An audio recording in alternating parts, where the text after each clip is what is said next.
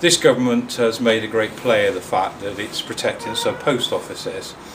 I find this quite a strange claim, in as much that we now have two of our remaining post offices, Brimscombe and Painswick, both closed and looking for different ways in which they can provide those services.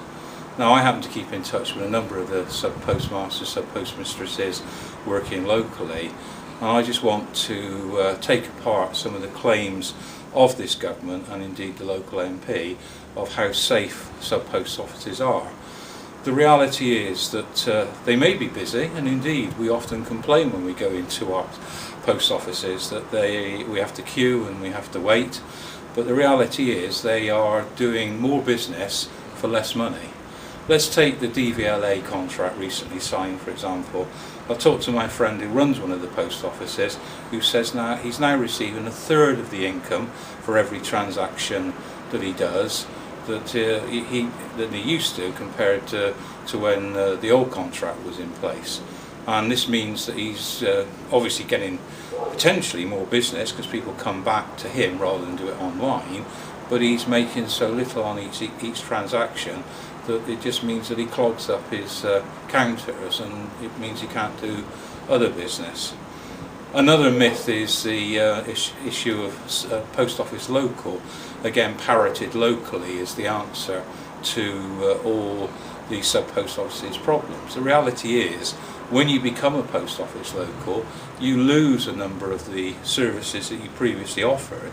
So in fact they migrate to other post offices that keep those services.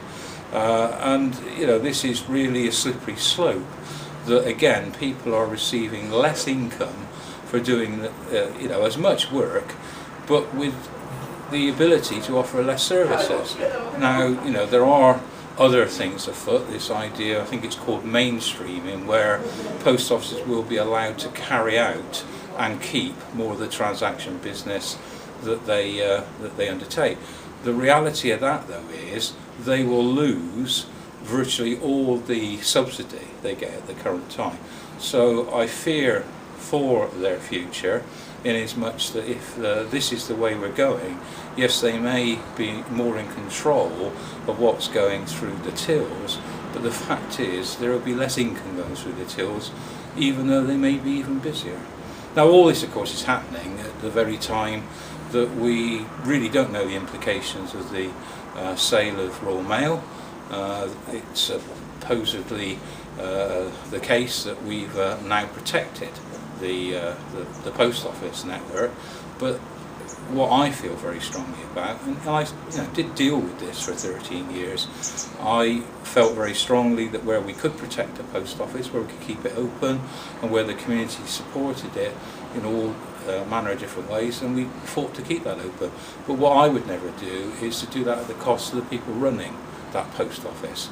And quite simply, what we've got happening at the moment is a situation where the people who are being exploited are those who manage and own those different sub-post offices, and that's completely unacceptable.